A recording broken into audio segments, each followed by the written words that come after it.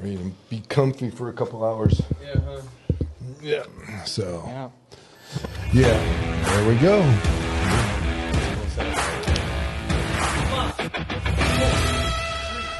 All right, man. Ready to roll. Here we are sitting here with Matt Decker. How you doing, bud? Good. Yeah. Yeah. Yeah. I hear you've been working a lot. Worked late last night. Got off this morning. Yeah. It's working a couple days a week. Just keeping it on the minimum while I'm in school. Yeah. So what actually is your title, your position when you're there and you're working? So I'm an ER tech down in Mission Viejo. I work in the ER, mostly in the trauma center now. Mm-hmm. So yeah, just basically like an EMT. Yeah. Crazy nights. Last night was, yeah. Yeah. I mean, it kind of comes and goes. Yeah. We'll have nights where it's, slow shit, and other nights where we kind of get run a little bit. And last night was one of those nights. Yeah. First night was actually the opposite, where we were kind of just hanging out. Wasn't as bad. Occasionally you get one thing or another, but you're kind of prepared for it. Yeah. Been doing this long enough where yeah. It's really freaking me out as much. Yeah.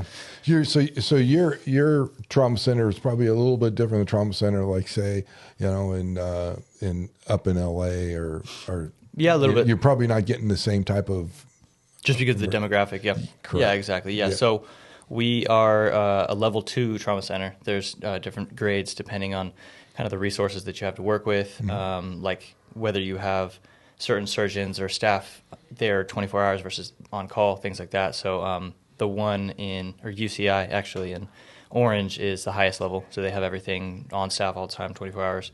There's one in Santa Ana. It's called OC Global. That's, I think, a level 3 or level 2.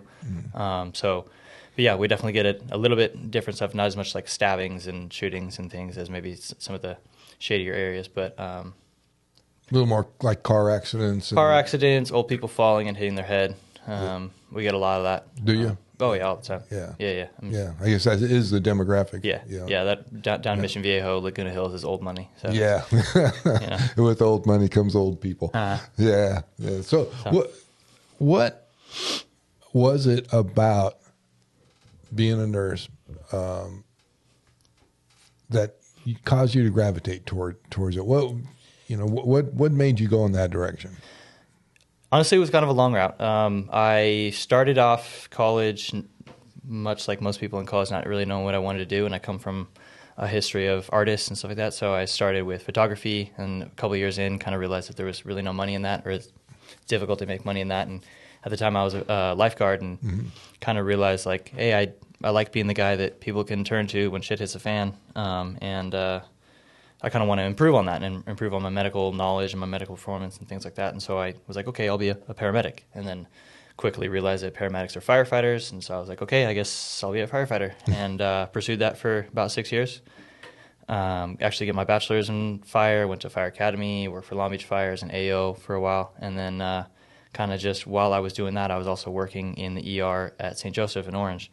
And realized the whole time the thing that was kind of pulling me through was medicine, and I didn't care as much about the other aspects. And as I'm sure through friends and what you've heard, it's not easy becoming a firefighter. You have to go through a lot, and if the light at the end of the tunnel was kind of everything I've wanted and more, then sure. But if I was feeling hazy about it at all, there's people who that's all they've ever dreamed of, and I'm getting in their way, and why put myself through that if the real direction was medicine. And so I was like, okay, I'll take a little bit of a steer and go nursing, and never really looked back since. The more I get involved with it, the more I love it and realize that this is what I was supposed to do. Mm-hmm. That's lucky. I mean, it's lucky because a lot of people go through their whole career and never really arrive at doing what they really love to do. Mm-hmm. A lot of people just, and especially I'm going to say my generation's probably more specifically, we weren't really brought up with the idea of what do you love to do, pursue it, whatever you got to do, be happy at what you do. It was more or less get out, go get a job. If you don't like it, man up. Yeah. Do what you love to do outside of work. Yeah. Put your jeans on, put your boots on, just go to work and shut up about it and just, raise your family. So to actually have something that you really care about, I mean, that's huge. Yeah. So what is it? What are you actually going to, because I know that you're still in school. Right. So what is the ultimate goal?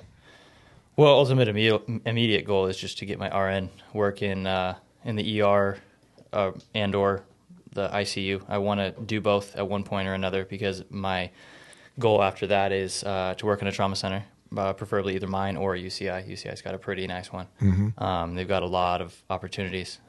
So do that and then kind of, work that critical care scene for a while. It's just something that I've found that I'm passionate about and pretty good at. I somehow, I guess, was born with the ability to, the more stressful a situation gets, the better I can focus and the more calm I can become. So I figure take advantage of that. And then, I don't know, years down the road, open up an urgent care or do a private practice or something like that. Mm-hmm. But yeah, for the immediate, it's just getting my nursing. Yeah. So run us through. I mean, this is probably a stupid question as far as a typical day, because I can't imagine that you actually have typical days. But what would be like, an average day in an ER, especially in a trauma center? I mean, most of us, that's kind of an alien thought process of what's going on, unless you're in there. And if I'm in there, I'm probably not really paying attention to what everybody else is doing. I'm more focused on my limbs. Mm-hmm. So yeah. I mean, it's, you just kind of, you walk in and you take report from the outgoing people, from the day or whatever of your area, whether it be the specific rooms that you're in, or like for nurses, they usually get about 4 to 5 rooms, depending on what level of care they're doing. For techs, you can get 12 to 15 rooms, but obviously you're not doing as much. You're not administering medication, things like that. So you get a report, you speak with the charge nurse and kind of get an idea of what's going on with the whole hospital, as well as the ER and anything that you need to know in terms of incidents that had happened earlier in the day or the past couple of days, things like that. And then you kind of just start checking up on your rooms and trying to get people in and out and move through. So that's kind of a day in the life of the ER, just kind of responding to and being prepared for any things that could happen, things that take it from kind of a calm situation to like all hands on deck type of thing. So just being prepared with that, with your equipment and stuff like that, making sure everything's stocked and ready and there within, arm's reach for you to do. So what would constitute all arms on deck kind of thing? Overdose, cardiac arrest, stroke, and anything where the person comes in and you need to administer some sort of intervention within the next 3 to 5 minutes, or else they are either going to die or are going to be harmed to like an irreversible point. So whether it be a stroke where you need to get them into CT to figure out if it's a stroke via a clot or a stroke via a brain bleed, and then give them, if it's a stroke via a clot, you give them the medication to break down that clot, and so that you don't have the brain death and the tissue death that you would get. And if you can't do it fast enough, then all of a sudden they have deficits that they have to live with the rest of their lives. Or overdose, same thing. Mm-hmm. It's all about just making sure that the body and the tissues get oxygenation. So if you stop breathing, we need to get you breathing. If you overdose, we need to give you the antidote. If you got stabbed or shot, we need to plug up the hole and get you to stop bleeding, and then deal with infection and the like. So that's basically the ER. And then trauma is a little bit different. It is more kind of sitting around and waiting for the crazy to happen. So with the ER, you get anything from cardiac arrest down to, my tummy hurts. Mm-hmm. And then trauma is like, you're not coming into our room unless you've got something serious going on. So for those ones, again, it is just preparation for every single scenario. Usually we'll get a call from the fire department that they're bringing something in, so we can kind of set up the equipment based on what they have told us about what's going on with the patient. But other times they'll just show up in the front door. We call that homie ambulance, where it's just a friend drops them off or drives them up, and they've got some sort of issue. You're right. And then it's just, okay, let's go. Throw them on the bed. Put it all together. So, strip them, so the paramedics, they're calling in saying, hey, we're on our way. This is what we've got. Are they giving you all the vitals or keeping you up? So when they get there, it's almost a smooth transition into, taking over what they were doing to what you need to do. Yeah, and we are actually, down at Mission, we're a base hospital as well. So we are the hospital that the paramedics will call to figure out what hospital to go to. So they won't always come to us, but they will call us, and we actually have like a room in the back with a staff nurse who just takes the radio calls and just says, okay, based on what you're telling me, here's the medications that I want you to give right now. Here's what I want you to do, and here's what hospital you should go to. Whether it be, okay, I classify this as a trauma, I classify this as a stroke, I classify this as a, full arrest or whatever it is. Those are easy to classify, obviously. If your heart isn't beating, then it's full arrest. But yeah, so we have that as an extra feature, and that functions all the way down to Camp Pendleton. So we take like the north part of San Diego County all the way up to basically, we've gotten people from Huntington and Newport all the way down to our hospital sometimes. That's really interesting. I never really thought about that, but the paramedics are being directed to where to go. I always thought that it was just whoever was the closest is where we're going, and they just showed up at the door. Well, that's the misconception of that mainly comes from thinking that every ER does everything. And, as I said, we're a trauma center. There's only 3 trauma centers that I know of in Orange County. It's UCI, OC Global, and us. So if you have an actual trauma level situation, you're only going to go to one of those 3 hospitals. If you show up somewhere else, they'll stabilize you and keep you alive, but then immediately ship you out to a place that can handle that type of care. Same with cardiac, like cardiac center, a stroke center, a psych unit, anything like that. It's specific hospitals specialize in that, so they have that type of stuff. So am I right in remembering that at one point in time there were a lot more trauma centers, and they have been scaled down over the years? Or that's actually I'm not sure about that one. I don't know. I mean, I know more about most of my out in the field EMT career was in LA County, and so I'm more familiar with the trauma centers there. For Orange County, I don't know. Probably. I think it's become a thing where just certain areas maybe didn't get them as much, didn't get traumas as much, and so it wasn't financially feasible to keep keep that unit running or whatever. And so finally they're like, okay, let's just build up these ones and make them bigger and more capable, and then kind of scale back the other smaller hospitals. Yeah, that would make sense. So let me ask you this. I know that police officers, probably paramedics and people, they see some pretty rugged incidents throughout their career. Yeah. And, how do you deal with it at the final stage? And I say that because they're, whatever you're getting at your door, you're either fixing them or you can't fix them. Have you had to walk away and really work on leaving it behind? Can you leave it behind? What's the mindset of a nurse? And I ask that because I don't really think that anybody really gives the nurses a thought. They'll give sympathy to the paramedic, to the fireman, to the policeman, to the guys, because in our mind we're picturing them out in the field where it's raw, and then they're bringing them in. But there's got to be some type of aftermath in the ER, especially in the trauma. Yeah, absolutely. I mean, we have systems in place for when we do have the really gnarly full arrest come in, or the really gnarly, especially when it comes to peds, anything related to kids.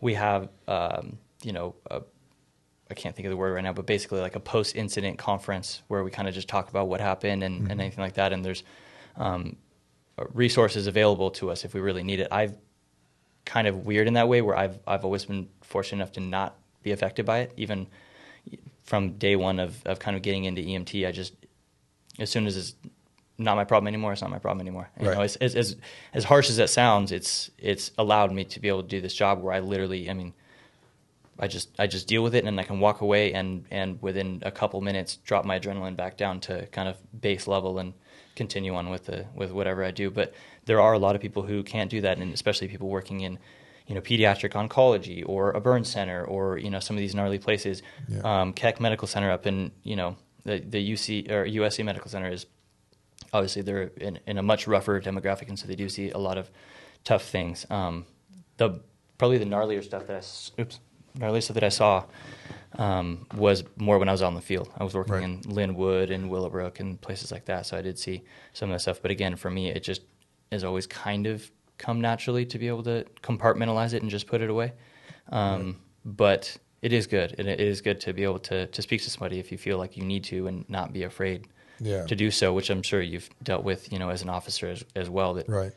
People, especially coming in the fields that we're both in, it's very much about being stoic and hard and brave, and you can't talk about your feelings. You just should be able to handle this, which is what the public kind of expects of us. But you do see stuff that kind of grates at you progressively over time.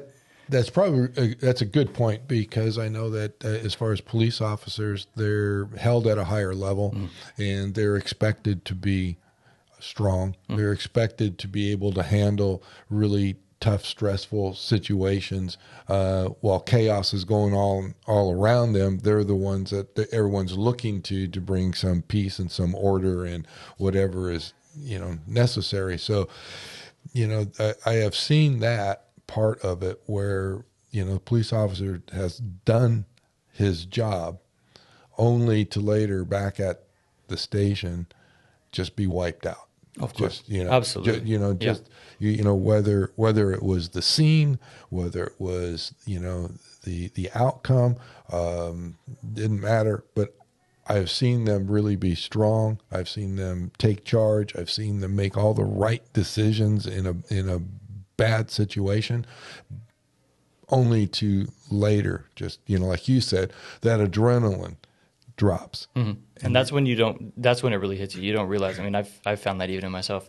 You're in those tough situations, and at the time you're like, oh, I'm fine. Like, I handled this perfectly. And then all of a sudden that night or the next day, you're just like, oh, wow. Like, I don't feel right, or whatever it is, or, I'm having nightmares now, or whatever it is. So it definitely, it can get to you, and you just always have to be ready for it and willing to kind of reach out when it comes to it and when it needs to, because obviously it's not the exact same thing as going out in combat, but you're, especially for officers and people who are out in the field, you're still seeing, things that most humans don't and shouldn't see. Right. And that's sometimes on a daily basis, depending on what kind of area you work in, or what kind of stuff you deal with. And there's definitely, Christina, my fiance, has been great about letting me kind of vent to her about things, but there's a lot of stories that I haven't told her, and I really haven't told anyone, that it's pretty much between me and the guy, the EMT that I was on scene with, that we've seen. And other than that, I probably wouldn't, both because a lot of people can't handle hearing about it, and they kind of freeze up. I've tried before and had people just be like, that's too far. I can't do it, or I just don't want to relive it.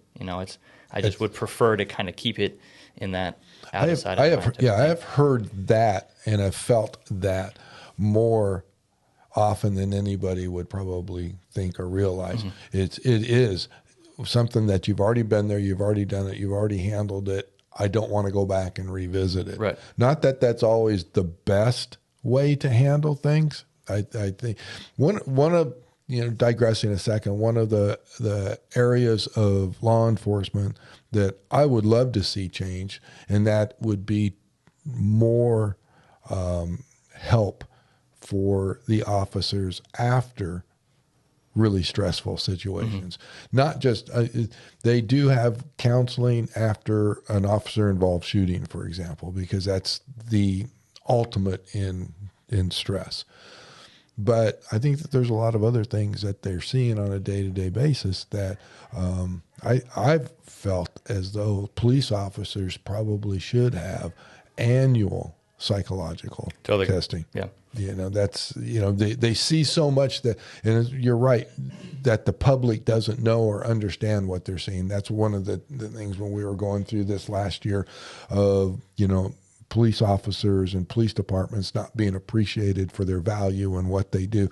It was really disheartening, because most of the rhetoric that you heard were coming from people that have no idea what it is that these guys do on a day-to-day basis. They don't know what the scenes look like and how they play out. Exactly. Yeah. And I think one of the other issues is, and you can obviously speak to this much better than I can, because I was never an officer, but it's a mixture of, obviously, like, the guys and girls wanting to show that they're tough and not wanting to seem soft and whatever, and wanting to show that they can handle it and things like that. But also it's a fear of, okay, if I do go and talk to this therapist, are they going to all of a sudden deem me unfit for duty. I don't want to lose my job. I worked so hard to get this job, and if just by speaking to them about like, oh, this officer involved shooting or whatever it was really affected me, are they going to go, you know what, you're unstable now, we're going to kick you to the curb or whatever it is, versus what it really is or should be is,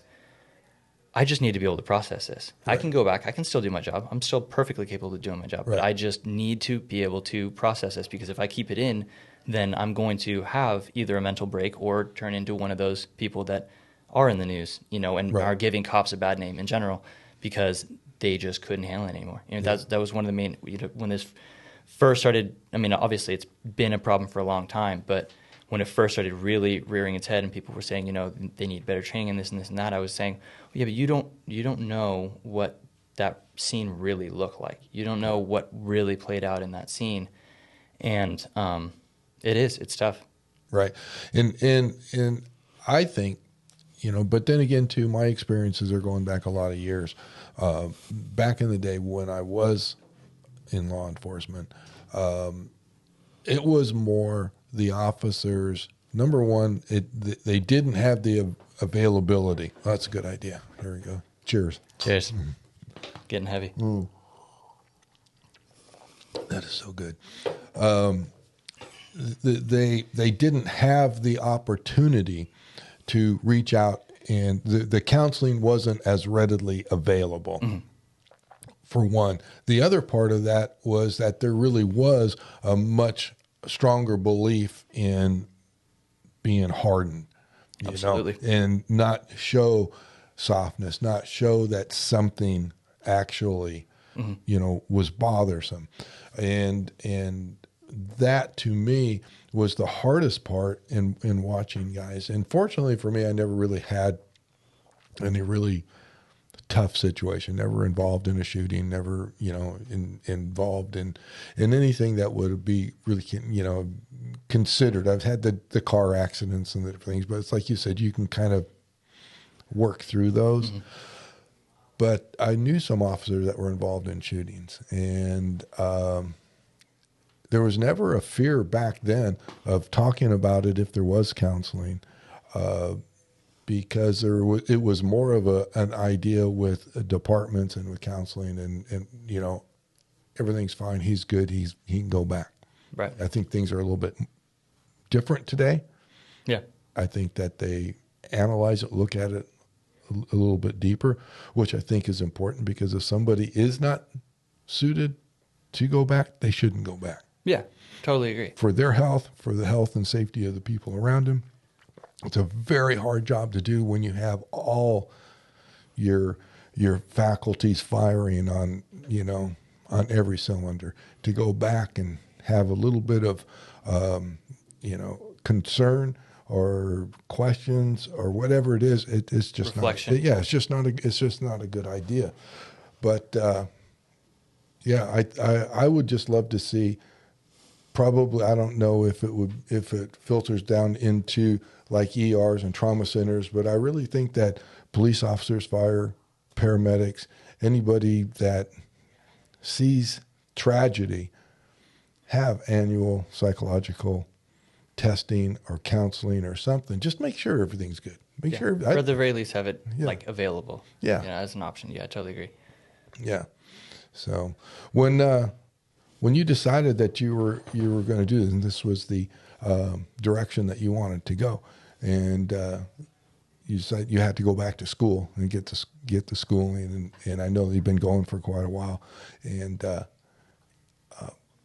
give somebody, say there's somebody that's out there that is listening to us today, what's the direction? What is necessary? How?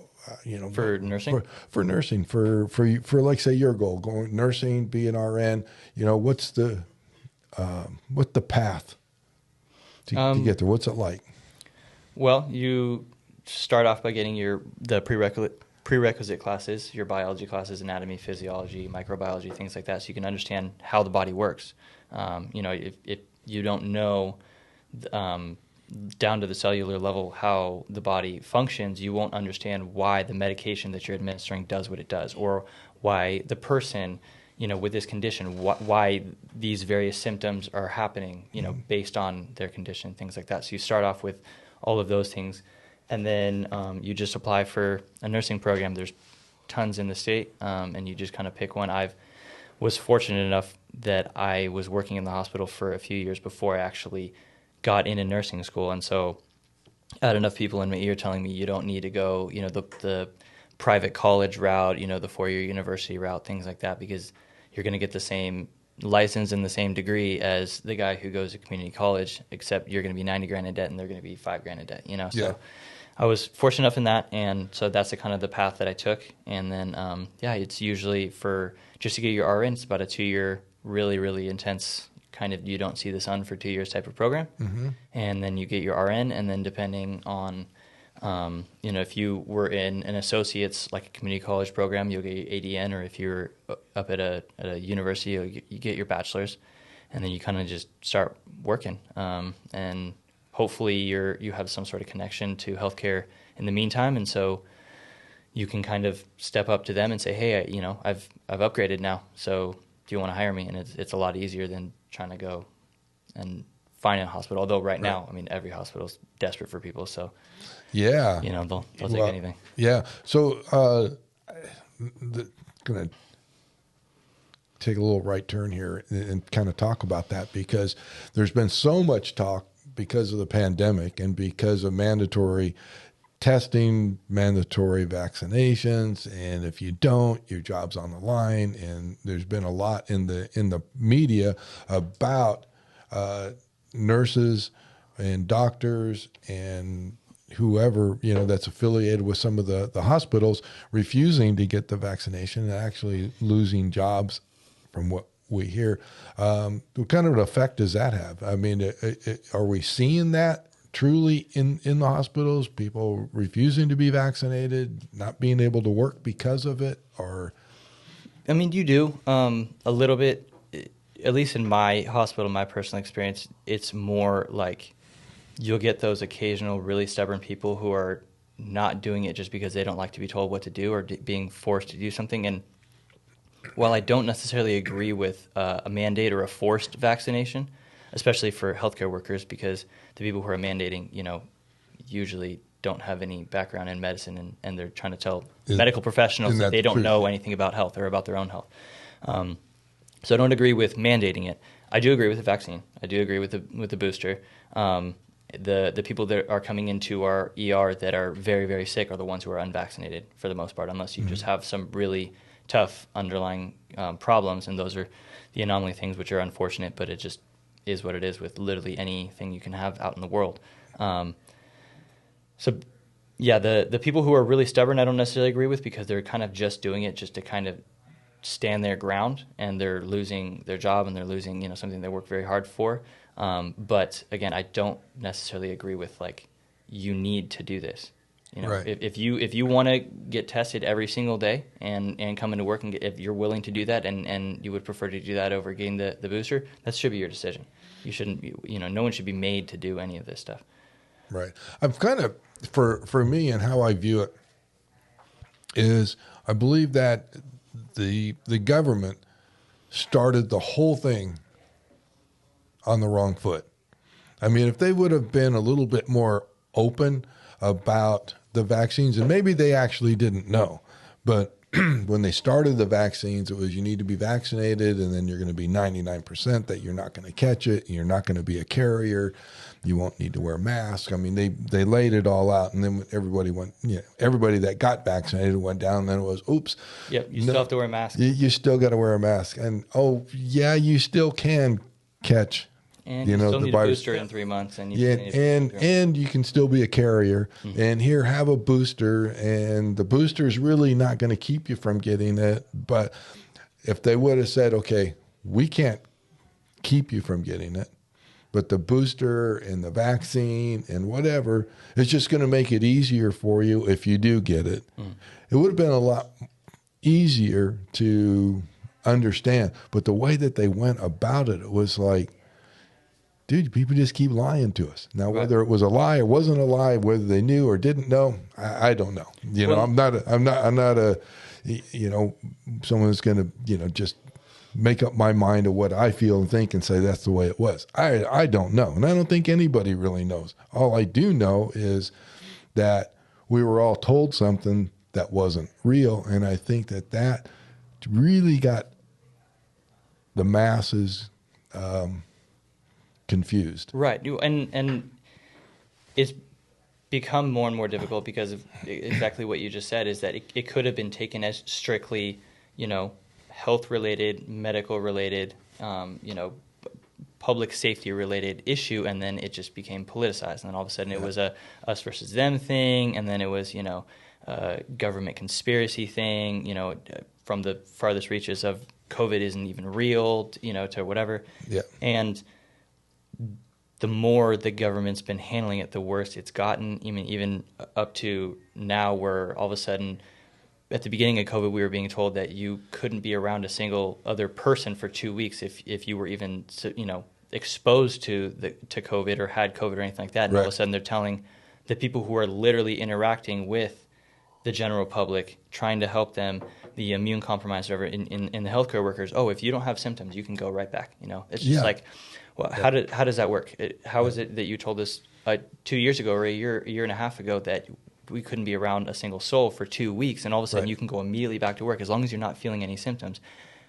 So those people can go when they have COVID, but then if you're unvaccinated, you can't even go to work. Like, you can't show up to work. It's those things where it's like something doesn't add up. Something doesn't. There's a lot of inconsistency in what we're hearing. That makes people go, okay, well, what do I believe? What do I do? I'm so confused. And so that's where I think a lot of this defiance stems from, is absolutely no one can make up their mind. So why should I believe what you just told me? Right.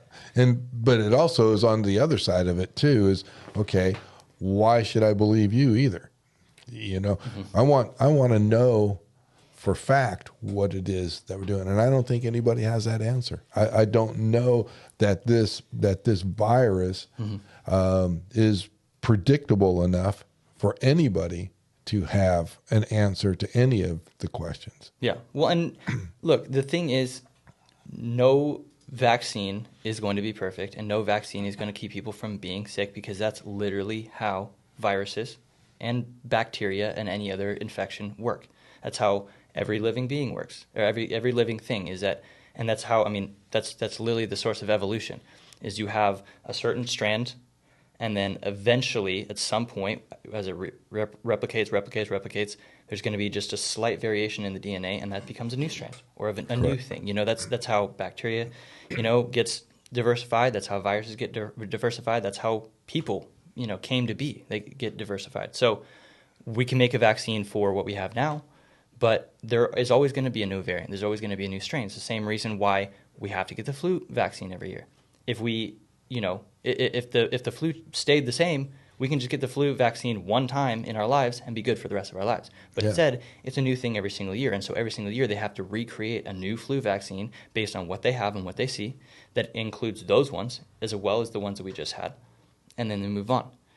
So, that's like people saying, oh, what's the point of getting it if you can still catch it? That's just how it works. There's always, after Omicron, there's going to be another one. There's going to be another. Wasn't there already another one? They're saying that probably is coming out, and it's nothing really to worry about. I think that I read that some places it's going to be a lesser strain. I don't know. It would seem like it was fairly simple. Yeah. I got it, and they in the very beginning it was, if you're older, you're more susceptible to greater illness or whatever. At 68, I got this last virus, and within a few days, it was tough. It was tough the first night. Right. It was okay the next day. The following night, it was tough again, but not as tough. And every day, it just seemed like, and by the third or fourth day, Yeah. But have you ever had the flu? That's what it was. That's really and truly what. But same thing happens. The only thing that I noticed different with the COVID is not having it and going through the initial illness and being sick wasn't really the problem. It was when I started feeling better and I wanted to go back to normal life and I wanted to just go to work and I just wanted to, dude, I had no fucking energy. Oh, of course. I mean, none. Yeah. I mean, the main thing that people are saying. 2 weeks. With this particular strain, that's what a lot of people are saying is it's not so much that it kicks your ass while you have it, it's that it just continuously keeps you down longer than anything else. And yeah, it does. It sucks. I don't know. It's tough for me to get super hard into it because obviously I would probably have a lot of people arguing with me, but I'm just speaking from, what I'm seeing in the hospital is we're getting people, all these spikes and peaks in hospital and people coming into the hospital and ERs being overrun and stuff like that. It isn't because of all these people who are, sick and dying and, and need all this treatment. It's just that they're terrified. Everyone, we're 2 years into this, and the beginning of this was actually people dying and being very, very sick, and so they're terrified. So as soon as this new variant comes about, people are like, oh my gosh, everyone's catching it. I have it, or whatever. Am I going to die? And so people are coming in completely like non-symptomatic, or as we call it, asymptomatic. Correct. Even up to there's a like an antibody treatment that we can give people. It's called Regeneron. That can help you get over the symptoms faster and things like that. And we were having people, we actually had to shut down the program because we were having 20-year-olds with no symptoms, completely healthy, coming in and just saying, oh, well, I just figured it would help. So I came in anyway, and I'd like to get this thing just so I can get over it faster when there's really no reason. And so that's the media and the concept of COVID has scared people so much that's the reason that everyone's coming to the hospital. It isn't because everyone's sick and can't handle it. It's just because everyone's scared. Yeah. That's so all. You actually had people coming in that were asymptomatic completely and wanting and not even coming in for a checkup. Literally just came in and said, my doctor told me or a buddy told me or whatever that you guys are giving this Regeneron stuff. And that's a whole different argument because Regeneron's still very experimental, and the vaccines are not experimental. They're FDA approved, and they've gone through rigorous testing or whatever. And it was always very interesting to me that the same people that refuse to believe these vaccines, they're approved by the government and approved by lab testing, are before they get COVID, are willing to come in for this experimental drug once they get COVID. Yeah. So it's kind of weird. Really, that really doesn't make much sense. I mean, look. We've already said it. There's a lot of things that don't make sense about this whole thing. Correct. And that's why I've kind of I'm going to keep showing up to work when, whether it's going on or not. And if you have it, I'm going to treat you. If you don't have it, I'm going to treat you. And I'm just going to keep on going on with my day. At a certain point, we need to stop being scared. Yeah. That's just my opinion. And again, I may be speaking out of place with it, but it's just my thing. At a certain point, we need to be able to go back to normal life and just let this thing ride out and treat it the way that we do the flu. It's right. I had a buddy who just got back from a deployment, and he was excited to see his girlfriend when he came back. He's been gone for 10 months, and a week before he came back, his girlfriend was at work, and they found out that her boss had COVID, and then she ended up feeling sick. And we were hanging out, and he was like, yeah, I've been home for 3 days. I haven't even been able to see her. We're just waiting on her test results to see if she has COVID. So she's definitely sick. She is feeling all these symptoms of being sick, but all he was waiting for was if she had COVID and not if she was sick. So if she has anything else, it's okay. It's okay to see her. Yeah. But if she has COVID, it's not, even though this strain of COVID is pretty much the same as a cold. Yeah.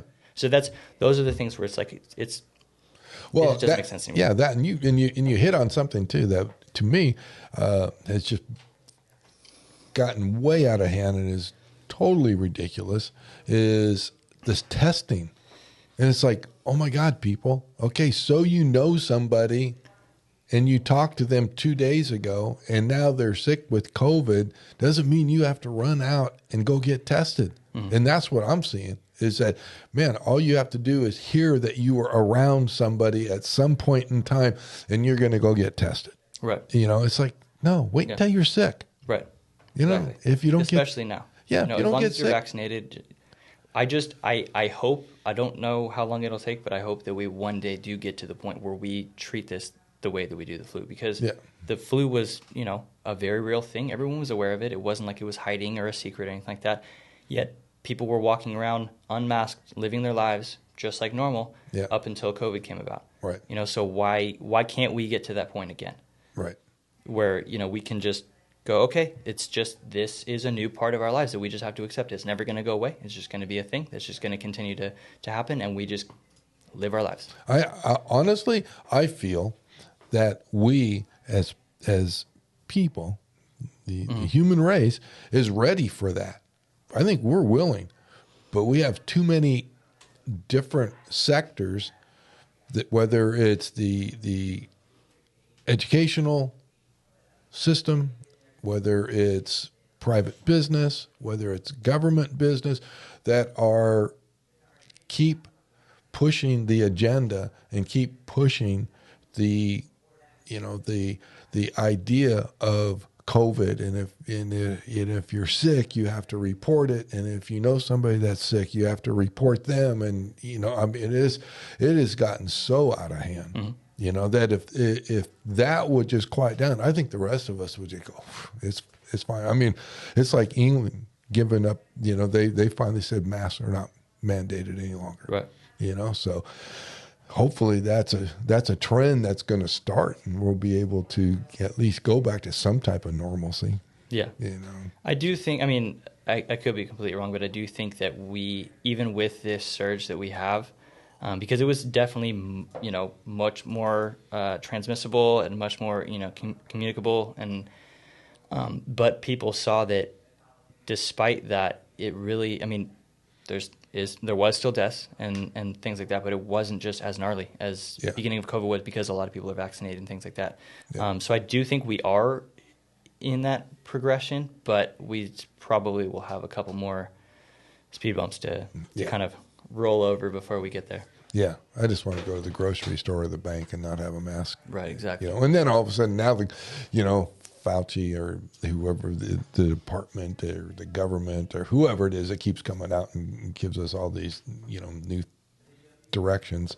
They can't make up their mind about. Can't make up their mind. Now they're telling us that the masks are useless, that they're pointless, that they're not doing any good, unless, of course, you have the new, whatever the new mask, is. They're saying that one doesn't. Okay. Now, first thing goes through my mind, okay, whose pocket are they in that they're saying, okay, now it has to be this one? Who is selling that one to us? I don't trust any of them. But now they're telling me that cloth masks don't work. Most of the other masks are basically useless. So why are we all still walking around with masks on? It doesn't make sense. But, and the other part of this, and you kind of hit on it, you could say something and, okay, how controversial is it? Who's going to have an opposing argument? Who's going to rebut to what we're saying here? There's always going to be somebody. I got to a point anymore, I don't care, to the point that I just don't open my mouth. Right. I don't, except for, here on the podcast where, I'm in a studio and I can say whatever I want, and there's nobody waiting outside to, get in a face-to-face. Yeah. Torches. Yeah. So it's just, it's crazy, that it has created so much division for no reason. Yeah. Let people just be people. Let them make up their own mind what they want to do, what they want to do. There are so many, opposing views on both sides. Right. And that goes back to, what I was talking about earlier, of just like, while I do think that the vaccine is a good idea, and that people should get it, and that people who are coming in very sick, are the ones who aren't getting it. If you want to do that, if you want to expose yourself like that, that literally doesn't change my life at all. No. So that should be up to you. Nothing should be. And the moment that the people are forced, especially by the government, where there's a lot of fear and conspiracy that the government is trying to control you and things like that. The moment that the government is the one who's forcing people to get these vaccinations or do anything, forcing in any way to someone to do anything that they don't want to do, all they're doing is just worsening the problem. Right. They're just making the problem, much more severe, because all of a sudden it's like, well, why do you want me to do this? You can't make up your mind why it works. You can't make up your mind what we should be doing. but yet you're so sure about this that if I don't do it, I lose my job. You know what I mean? Or I'm ostracized from society, and and things like that. It's like people make stupid decisions all the time, but that's their problem. Yeah, I think that also one of the things that government has done, and especially some local government, like L.A. County, when they started saying that unless you have your vaccination card, you're not allowed to go out to a restaurant. Right. You're not allowed to go do certain things. Yep. And that I think was a huge mistake on their part, because or that just reeked of, we're going to control you. Right. Or you show up to the restaurant, you have your vaccination card, you show it, and they still make you wear a mask. Yes. Yeah. Okay. Make up your mind. Right. Yeah. So. And that was one of the arguments that I was making right around the time that Omicron was starting to come out. So I definitely I wasn't seeing it as much and things like that. But I would argue that LA County as a whole is probably more vaccinated than Orange County people, or the society, and we weren't seeing more cases come in Orange County versus LA County, and no one was wearing a mask. Most, like, LA County is more vaccinated, everyone's wearing a mask. Orange County, barely anyone's wearing a mask. Right. At all. I mean, people are now, but that's because they came out with a mandate. But during the time that pretty much no one was, we weren't seeing the spike that should have lent itself to that's why. You know what I mean? Correct. So it's like, again, points back to the inconsistencies. There's something going on that just doesn't really add up to what they're trying to tell us. Right. Right. And possibly we'll never know. It's just going to be one of those things. And I'm kind of thinking along the lines of what you were saying. Sooner or later, it's just going to turn into the flu. Right. Sooner or later, because we can't live in this constant turmoil. Mm-hmm. We can't live in this constant fear of control, or this constant bickering back and forth with this division, or the total fear. Sooner or later, we all just got to throw our hands up and go, it is what it is. It's not going anywhere. It's not going to go anywhere. It's going to be here. It's going to continue to divide and turn into a new variant. And how it got here has become a moot point. It's here. Yeah. We don't even discuss what happened or why it happened. And, I think this period of time is going to go down in history, if we're still allowed history. It was a whole other thing.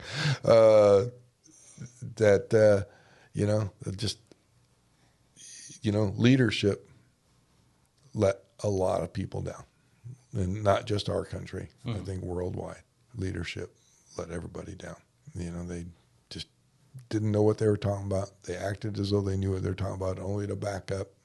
And then they had division inside of the governments or the leadership. Just bad all the way around, And it's like I tell people now, as long as I got my surfboard and I can go surfing, Exactly. You just got to boil it down to, okay, what's in your world? What's important to you? And just what am I in charge of? Yeah, live in your world. What am I in charge of? And just be happy or be content with that. Mm-hmm. Some people might say that's burying your head, but you pull your head out of the sand. Okay, I'm looking around. I'm hearing all these arguments on both sides. What am I going to do? There's still nothing that you can do. And if it gets to the point to where it's too egregious, nature will take care of it. I don't know how, I don't know what, but there's a lot of people out there, that are going to feel strongly one way or the other, and just have to let everything take its course. I don't know. I don't know what the answer is. All I know is I want to go surf. There you go. Yeah. So let's talk about life as a 30-year-old, getting married. Yeah, man, you got some good stuff, man. You got some starting good to stuff make it going happen. On. Yeah. Yeah. Christina's having a lot of fun planning it all. Yeah. It's keeping her busy for sure, and all this stuff. We're starting to make a couple of the big plans. We have the date. We have as far as we know, the location. Actually, we're having a friend of hers, a wedding planner, come over to her parents' house tomorrow to kind of survey the spot and see if it's going to work out. But yeah, we're excited. Yeah. It'll be fun and it'll be good. I think it's planned perfectly in that it's so far out. We're not doing it till June of 2023, so we have plenty of time to make sure that make sure everything's perfect or whatever, and I don't have to stress about it. I can get done with my nursing program and then kind of step in and help after that. And right, I'm excited with how it's working out. Yeah, that's awesome. Yeah. So let me ask you. I'm sitting here in front of you as the OG here, and so my perspective on life, my perspective on future, it's all skewed. It's totally different than what yours is going to be. So at your age, getting married, new career, almost out of school, future. How do you see the future? How do you see the future in the world? How do you see future at work? How do you see future in, are you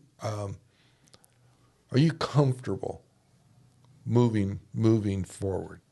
I look at it, and I'll say this just to kind of set some of the groundwork. I look at it as scary as fuck. I mean, it's just, I'm watching how young people are so, I guess, ingrained in social media, the control social media has, the control that social media wants, the direction of people's thought and the thought processes. And, what does that do for a young man looking out into the future? Yeah, I mean, I personally just try to recognize when, social media is maybe taking a stronger hold on my life than I would like it to. I'm still the generation that lived, before social media, and so I do hang on to those values and those beliefs of getting outside, socializing face to face, doing things like we're doing now. Which, right. Obviously this is even a product of technology and a product of the future. But so I just try to, in my own life, kind of maintain control, and I think that that's just something that people need to kind of recognize and do on their own of stepping away from it or realizing that it's not everything, it's not the world. But at the same time, I mean, I'm not really that scared. Just because there wasn't social media before, there was still magazines where there was models and perfect people living perfect lives and things like that had an influence on society and had an influence on kids, how they thought that they should be or look, or what they should grow up to be and things like that. And people just progress and move forward, and there's always going to be scary parts, but there's also a lot of good parts. There's a lot of cool things that are happening in the world of medicine and technology and virtual reality and podcasts and being able to reach people in ways that have never been done before. And so I'm not really scared, and it might just be a naivety about it of just kind of like, I'm going to keep on doing me. I'm going to keep on trying to be a good person and live my life and gain some success and provide for my family and provide for, my fiance and just kind of do my thing. And that might be coming from the kind of the career that I'm in and seeing right. how quickly it can all end or be changed or whatever, and just being thankful for what I have and what I can do and stuff like that. So, and I'm good with it. It's my future's finishing nursing school, hopefully traveling for a little bit, because I've only really been outside the country a couple times to Mexico, and that's it. And so I'd like to see more of the world and do a little bit of that before I get locked down with the family. And then, once we've done that a little bit, we'll kind of settle down, find a spot, and do our thing and kind of go from there. Yeah. Yeah. I think it's probably about the healthiest outlook that you can have is just take it. It's basically what you're saying, taking a day at a time. Let's see what happens. Yeah. Let's work through it. I think that one of the things that gives me a lot of hope in the world is how adaptable human beings are. Right. We can be thrown into some pretty tough situations, and after a while we become, accustomed to it, and we make the best of it, and and we grow maybe in a different direction, but we still grow. So yeah, I think that the future, while to me, because I came from an era that not only didn't have technology, I mean, it was so far backwards. I mean, when telephones were still, you know, Yeah, you just had the little hardwired into the wall, Right. and you had the rotary dial, and sometimes you had a party line with some neighbor talking on. I mean, it's you know, to be where we're at today. I mean, quite frankly, it's unbelievable. You know, I mean, if I really were to stop and think about, here I am, Mike Nunley getting real on a podcast that's going out. I mean, I had on my Instagram, because of the podcast and because of the things that, you know, we're doing. I had the other day somebody start following me from Germany that was saying something in German. I had to hit the translation. I mean, that really, I don't know why that one piece just really resonated with me. Of course. It was like, holy shit, you know? I mean, how the fuck did somebody in Germany hear about me? But that's what happens, you know? And it's cool, but also kind of eerie for me because it's something that's really outside my area of expertise or comfort. Right. But, you know, I think that the idea of a day at a time is probably, you know, the best. But I watch the Twins, and the Twins are getting letters from school, colleges, and where they're going. I'm thinking, huge. Yeah, I'm thinking, man, you know, where's that gonna lead us to? You know, that's the future, right there. You know, so this is good. It's very good. I know. I might have tried this one other time at a Blind Donkey in downtown. Oh, really? I think that's it, though. It's always kind of been on my radar as one that I wanted to try. But yeah. I've had it for a little while, and I've not opened it. I thought today was going to be a perfect day to open it. Absolutely. Angel's Envy. That's a good bourbon whiskey. Yeah. I like that.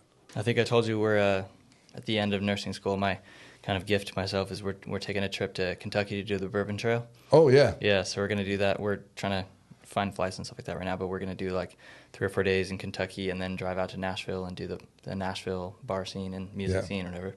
Yeah. So it should be fun. So, and I'm pretty sure that I don't remember what distillery Angel's Envy is from, but I'm not sure. I don't even know if it says. Hey, Brian, can you look that up? Angel's Envy, where's it made? Let's find out. It's really good though. I mean, it's really a smooth. It's very smooth whiskey. I was really surprised. You know, that's pretty tasty. But you were saying that, you know, when you get out of nursing school, you wanted to travel. I do. What are a couple of your destinations? What are you thinking? We want to do well, for our honeymoon, we're doing like Bali, Thailand, Vietnam. So we're doing like kind of an Asian like tour. Christina lived in Spain for a while, so we want to go over there and kind of revisit the city that she lived in and kind of the surrounding area, Portugal and stuff like that. But I mean, I've always wanted to do Ireland. I've always wanted to do, since I was 3, I've wanted to go to Australia. It's been a dream of mine to go there. I've wanted to go. I've always wanted to go to Australia too, but with all the lockdowns things I've done lately, I think Ireland, where you can go get some good scotch, is probably going to be. Yeah. What would you find? Angel's Envy is Louisville, Kentucky. Yeah. Oh, what's the distillery though? Oh, because I think most of them are in Louisville, or like the main ones. I think that's Bacardi. where. Huh? Bacardi. Mm-hmm. Really? Yeah. Wow. Interesting. Yeah. Well, they did a good job. Yeah. But yeah. So. Ireland. It's a Louisville Distilling Company, a subsidiary of Bacardi. So essentially, it's still Bacardi, but Noted. Yeah. But yeah. So I there's a lot of places. I mean, I'd love to just get out there, just see other cultures, see other things. You know, besides, like I said, just America and a little bit of, you know, taking cruises down to Mexico or whatever. Mexico, exactly. Yeah. So I mean, I just want to get out there and not have that regret of, you know, not that it'd be a regret of like having kids, but regret of not doing things before I had kids and kind of didn't have that opportunity. I want to do stuff when I'm younger. Obviously, when my kids get older, or, when I'm older or whatever, I can still go to all those places. They're not going anywhere, but I may not have the same interest or the same energy to experience some of the stuff that I do now. Right. So it's always been important to me to travel, because most of my friends have traveled and been around the world, and they have all these stories of things that they've done, and I've just never been able to experience that. And so that's kind of been my game one plan of like, I do want to settle down. I do want to get everything figured out, but first I'd like to have some fun. Yeah, that's one thing about settling down. Settling down really truly means you're settling down, because once you have children, it isn't so much just having the children, because you can take children with you, and right. But it's all of a sudden you have children, and when they start going to school, then they start developing friendships, and then they have the birthday parties, and then you've got your soccer games, then you got softball or baseball. Life gets away. All of a sudden, you look, and every weekend is consumed with something going on, and it's not a bad thing. I've always enjoyed it. And, right. Between Jill and I, we got 9 kids, and somewhere along the line, you were committed. You were committed to doing stuff. It's only now that we notice that with the twins, who are the last ones at home, are 17, going on 18 in another month or two. They're just adults. They don't go with us places anymore. They're barely at home. So the freedom now is starting to show itself as far as what our future is going to look like. But prior to having kids, that's totally the best time to go and see things and see people and experience. It's just a different experience. It's a different experience. Even if you can take your kids, you're just not doing the same things. No. I mean, not that I need to, go anywhere and just get blackout drunk every night, but it'd be cool to go out and see the party scene, or go to the bars, or whatever it is, and see all that stuff, and not have to do things that are kid friendly. Things like that. and it's not even just the kid friendly part of it. It's the we're bored part of it.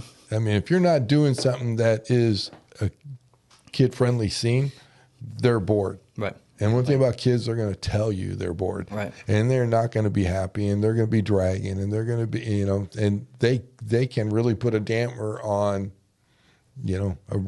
what should have been a great, not a good vacation, but I mean also too, it's like they don't mean to do it; they're just being kids, right? So that's the adult's responsibility to pick and choose the right places with the kids. So you're right, when you are just the two of you, and you don't have the kids yet, you go everywhere and anywhere you want, and just have fun, whether it's a bar scene or whether it's just a boring hike in the Alps. I mean, it's whatever you want to do. Yeah. So you have a lot of big plans. Yeah. That's so with schooling, and you've got another year left of it? No. 3 months. 3 months. Yeah, I'm done at the end of April. Really? So done at the end of April. I thought you had another full year left. No, sir. Yeah, I'm right there. I'm in my last semester. Yeah. So I'm in the critical care, which is like ICU, ER. Done at the end of April. Take about a month to study for the board exam, which is called the NCLEX. And then if I pass, I'm a nurse. Wow. Yeah, and then I'm working. So I mean, my goal is literally to be a nurse by the end of August. Really? That's awesome. I didn't realize that. Now you're in that in because Jill is in her last year of law school, and she has 6 more classes left. And so we're talking a lot in regards to comparison to, okay, she's running a marathon because she's, ran marathons, so it's easy for her to, compare it. So she's saying, she's in the last 5 miles of it. Absolutely. And yet she's saying it is the hardest. Not that the classes are the hardest. She's saying the classes are fairly easy, and she's doing extremely well. But it's so close to the end. Your motivation starts to wane. Man, it's been... That's senioritis. Yeah, it's been a long haul. Are you feeling it? Oh, absolutely. Yeah. Absolutely. And for me, it was actually something that I had to physically tell myself, because, I mean, all of nursing school, like, it's teaching you how to be a better nurse, more well-rounded nurse, so you can go anywhere. Right. But a lot of the classes I was taking, peds, OB, mother baby, things like that, I'm not going to go into that. I want to do ICU or ER. And so it was more just understanding, how the pediatric body works and having a better understanding of how the body works, but not actually needing to focus of like, okay, I need to always know this stuff, remember this stuff, because once I'm done with this class, I don't really need to know all of that stuff. And so it kind of is good that it's good and bad that the final semester is the field that I want to be in, because I just told myself, like, look, I'm going to bury myself and just, go full bore for this last, few months or whatever, because otherwise, absolutely, my motivation is so done. I'm so gone. I mean, I got my ass handed to me last semester with the classes. They're particularly difficult. And so I literally had to say, okay, as opposed to listening to music when I'm driving in my car, I'm listening to nursing, like literally on the way over here, I was listening to a nursing podcast that was telling me about different pharmacology drugs that I'm going to be dealing with, or as opposed to, when I'm sitting on my couch being on Instagram, I'm flipping through flashcards of lab values and whatever.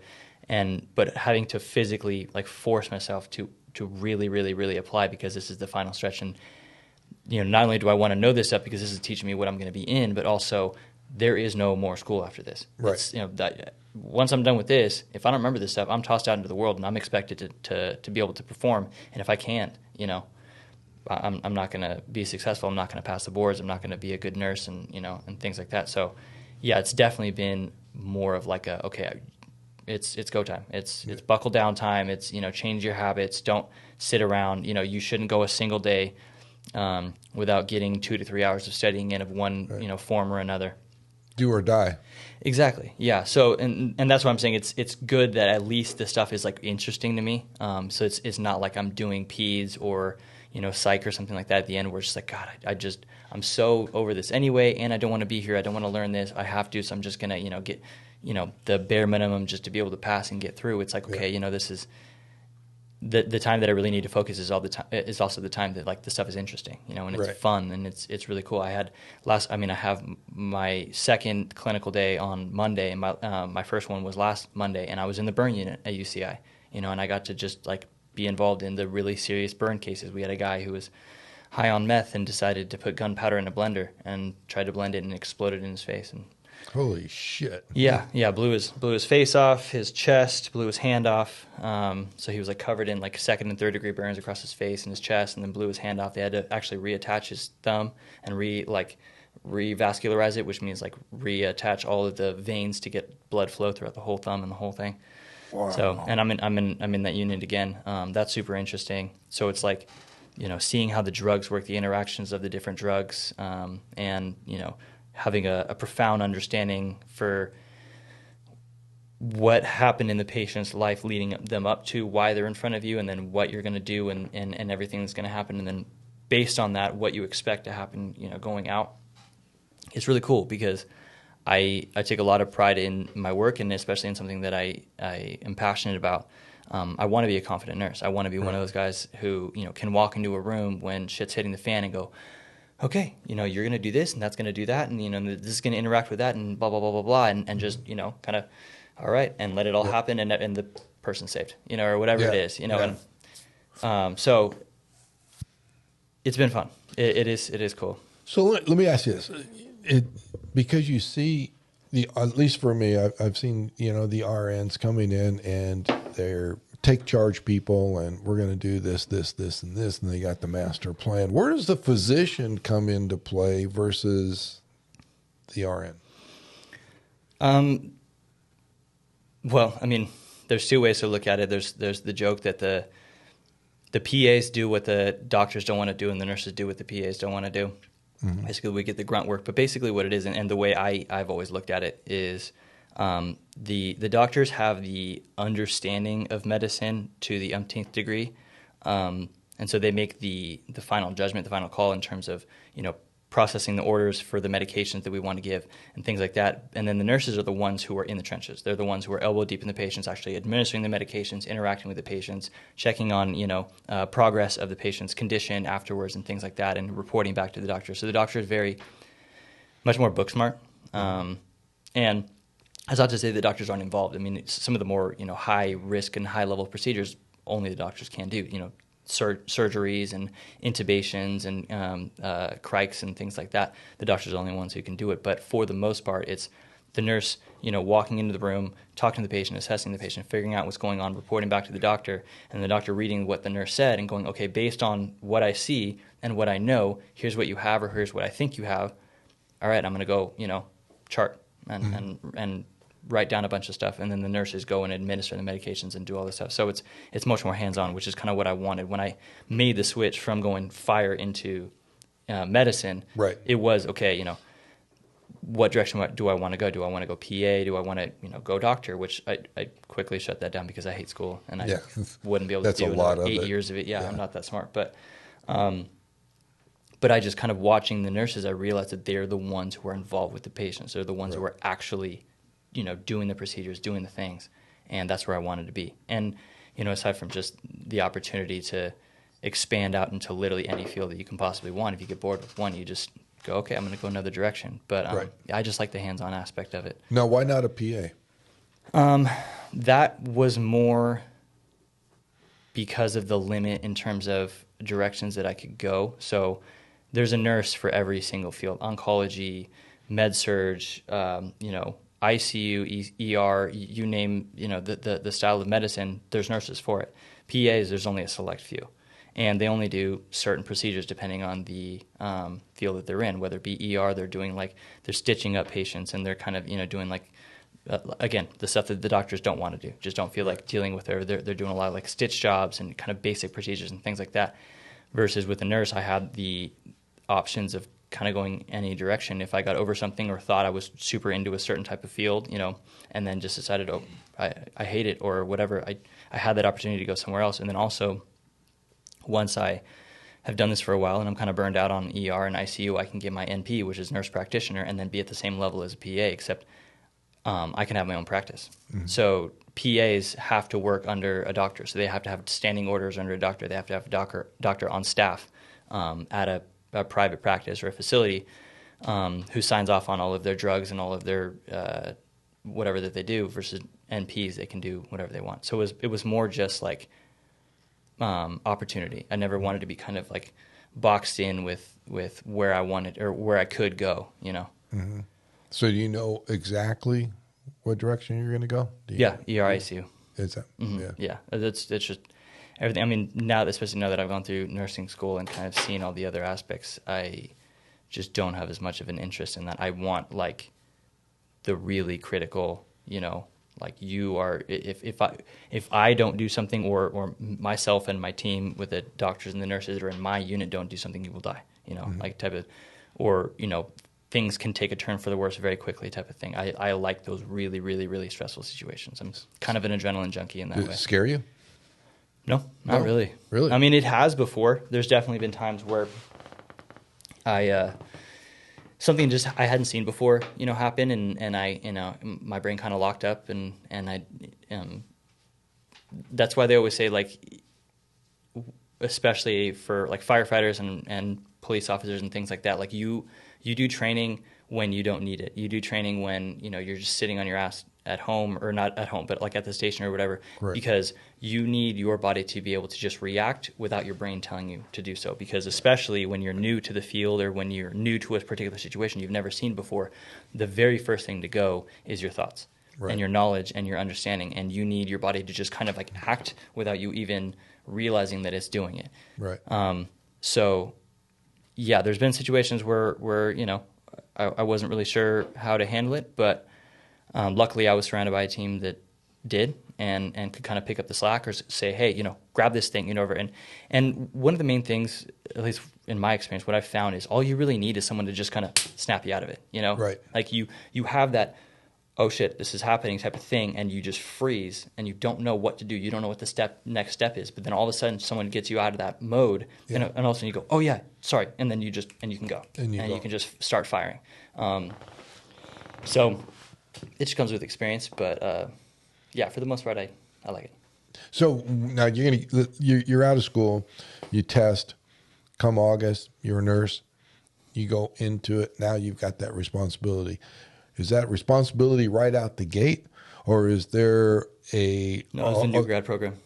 Yeah. Yeah, it's a new grad program. It's basically like, so I have, for this semester, I have 8 weeks of clinicals where I go and I just shadow a nurse. So I follow them around and watch what they do and maybe help them with procedures and medication administration. But for the most part, they're doing the job. And maybe they'll just go, okay, instead of me pushing this thing, I'm going to hand it to you and I'm going to let you do it type of thing. And then the last 8 weeks is a preceptorship where I'm basically still in school and acting under the nurse's license that I'm working with, but I'm acting as the nurse. I'm not getting paid for it. You know, it's part of my training for Saddleback or for nursing school. But I'm acting as a nurse. And then once you graduate and you get your RN or whatever, then you go into a new grad program with any hospital that you get hired on as, where you are the nurse, but you have a nurse following you around. So it's basically the same as a preceptorship, except now you're getting paid, and it is your job, and you have a nurse license. Right. But yeah, so they don't just go, okay, you passed the boards, you must know what you're doing, just go out and do it. No, that's you depending on the department, you'll have anywhere between like 3 to 6 months of kind of having a nurse working with you, and they are your patients. You're doing all this stuff, but maybe if you're kind of not moving fast enough or not thinking of something or whatever, they go, hey, think about this and do that, whatever. They kind of like ease you into it. Is it kind of like a probationary period? It's exactly what it is. Yeah. It's exactly what it is. Because I know, like in law enforcement, you come out of the academy, and you're a sworn officer, and you go to work, and your first night on shift, they don't just throw you the keys to a car and say, go by do it. yourself. Right. Hey, here's your training officer. Right. And you'll work, maybe 6 weeks with this training officer, and then they'll switch and they'll give you another training officer, and this will go for like 6 months, and then you'll go out on your own without a training officer, but you're still in that 1 year probationary period that you have to go. You have to go through a full year before you're it's not that you're not a police officer to begin with. You're sworn in, you're a police officer, but they are watching you closely. Exactly. And you have if when in that year period you're just not doing it, you can be let go. So, is it kind of the same? Same thing. Yeah. Same thing. Exact same thing. Yeah. It's and I think it's necessary. Now, for the part where you're not getting paid, and that's all still part of the schooling system. Do most hospitals have that program, or is it just certain hospitals that you can go to where you are still in school working for free to get credits? Or how does that work? I think it's most schools. It's a little bit different right now, obviously, because it's for the hospitals. It's not so much about whether they can do that, but whether they want to do that during COVID times, whether they want to have students and additional bodies in the unit, during the time when there's this transmissible disease going on. But outside of that, yeah, I think that for the most part, a lot of hospitals will do that because, they want to train people that are eventually going to try to come into that department and help them, provide them with better nurses, or more nurses and hopefully better nurses.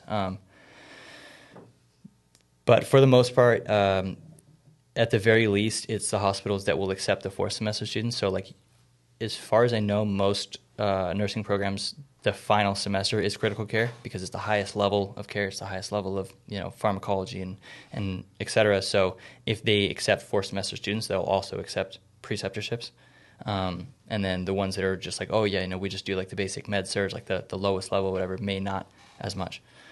But yeah, I think so.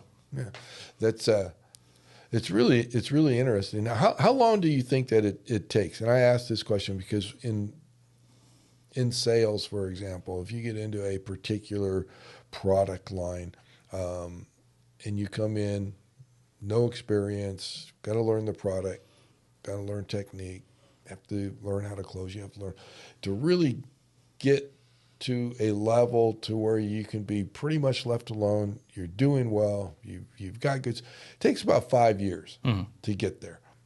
What do you think it's going to take for you, coming out of school, being a nurse, doing the probationary time, and then one day you're going to show up to work and it's going to be 100% on you. It's, training's done. everything's finished. Are you know that you're not going to be 100% on that first night. Of course not. How long do you think that it takes? I think it depends on the person. I mean, for me, by the time I actually get my nursing and become a nurse, I will have been in medicine for 9 years. So I'm a little bit different than somebody who, their first exposure to medicine and healthcare in general is nursing school. Right. I already have the understanding of how to interact with patients, so I'm confident walking into a room and talking to a patient and getting their vitals and taking their this and this and that and doing all this stuff. That part doesn't scare me. So right. I don't have the nerves and the shakes of stuttering and things. I've got that out of the way. I work in the most high stress, or one of the most high stress departments in healthcare in the ER. So when shit hits the fan, that part doesn't freak me out. Really, the only thing that I've got to work on is just understanding medicine and actually administering the interventions that I don't do now. So that's the part that I have to overcome. I work with a nurse who I think is not even a full year out of nursing school, and she's not as confident as some of the more confident nurses, or the more experienced nurses are, but she still, to me, seems like a competent nurse. She's able to handle herself on her own and things like that. And so I have seen people who are a year out and acting as a nurse, and you kind of forget that they're new grads, except for when they maybe make this mistake or that mistake, right, whatever. So I don't know. I mean, I'm hoping that 6 months to a year out, I'll at least be confident enough to where I'm not afraid of a certain type of patient coming in. So right. That's one of the main things that I've even decided because I want to do, since I work in the ER now and I know what the ER looks like and things like that, I want to do my preceptorship in the ICU just to see what that looks like, the other side, because I'm going to be applying to both when I eventually try to get a job. But I'm going to ask my preceptor to take on the gnarliest, most complicated patients possible, because I want to be able to, while I still have that security blanket,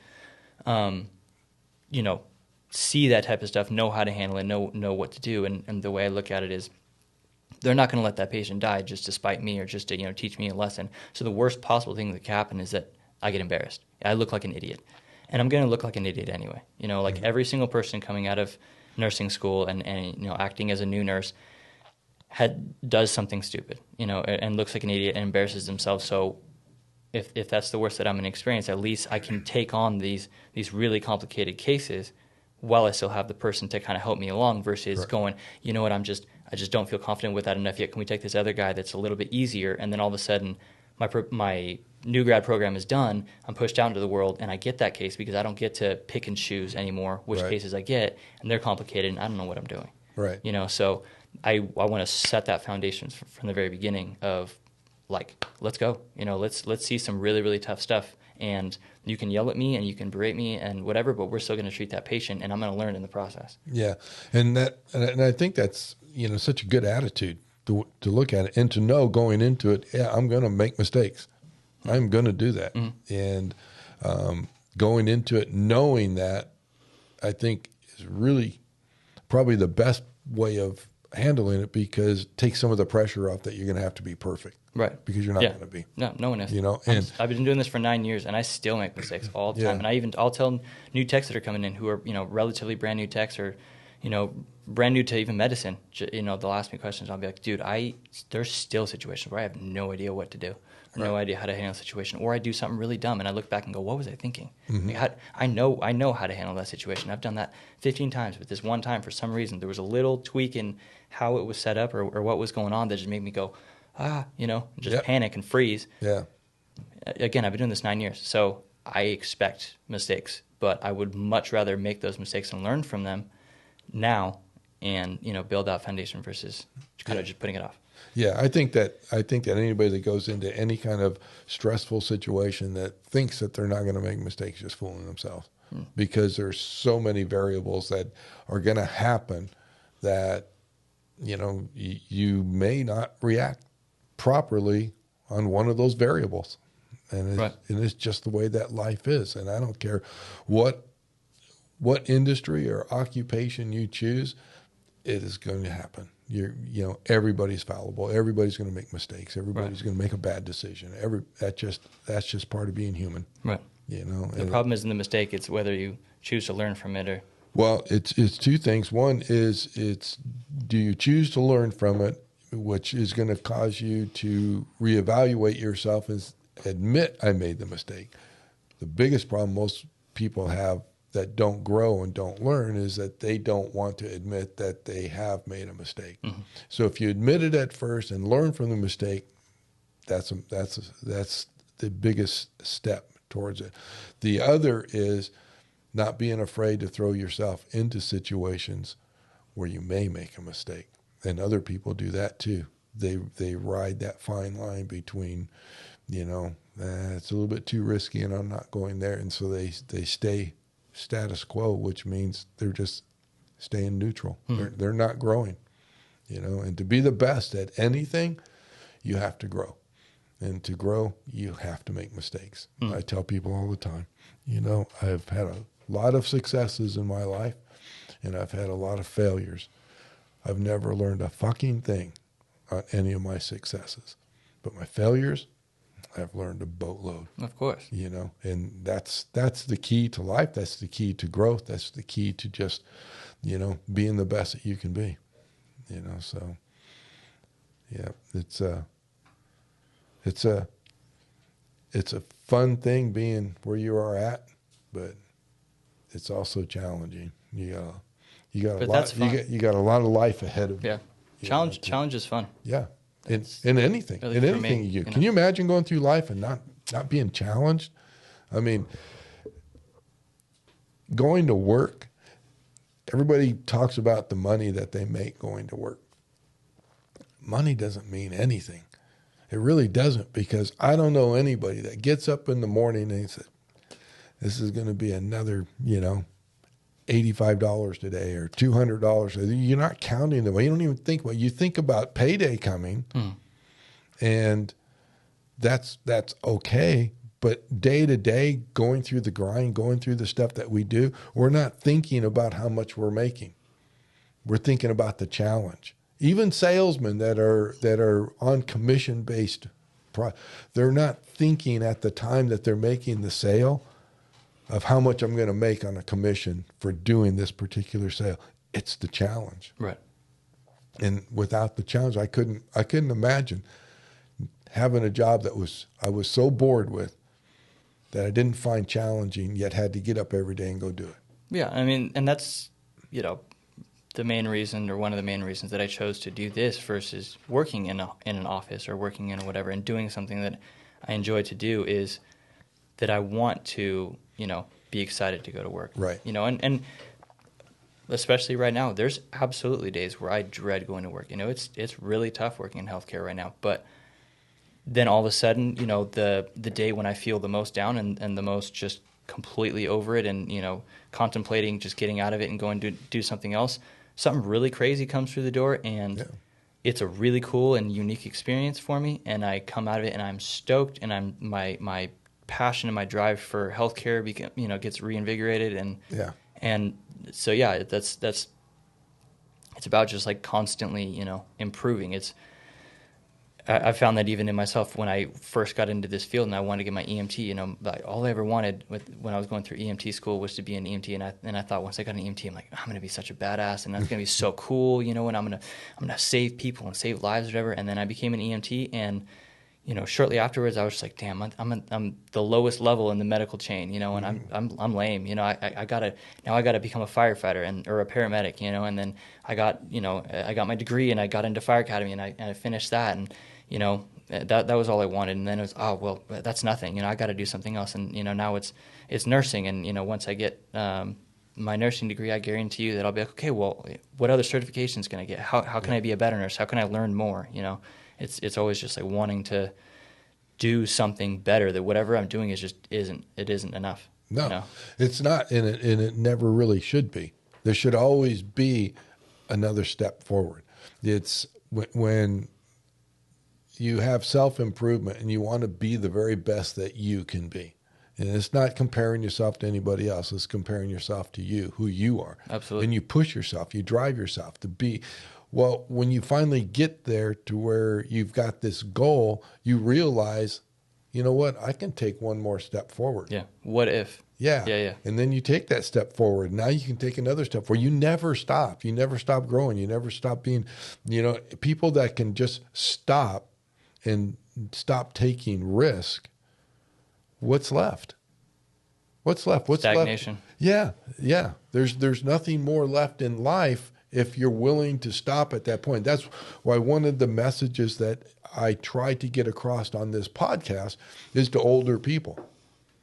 Just because you fucking retire doesn't mean you have to stop living.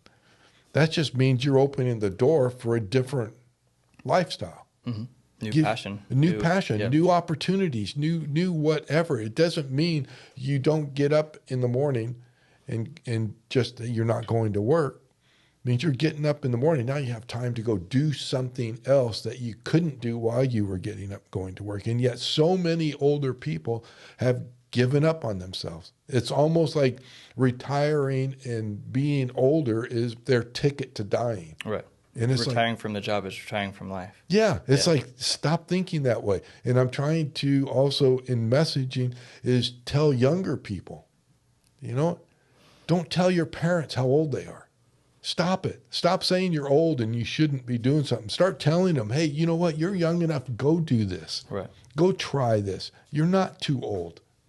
That's that whole mindset. And yet it's like younger people, I wish they would say instead, oh, my mom and dad, they don't do whatever. They don't have Instagram or they don't do what. Stop talking about it and show them how to do it. Right. Get them on Instagram. Right. Open up the world to them. Show them how to Google.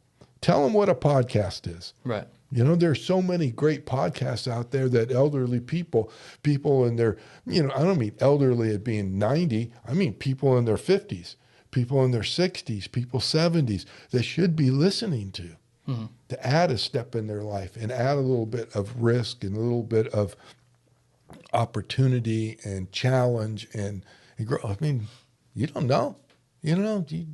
Some guy decide he wants to go surfing and he's 60 years old. You can still go do it. And if you're not in shape, guess what? You can still get in shape. Right. Do it. Take the risk.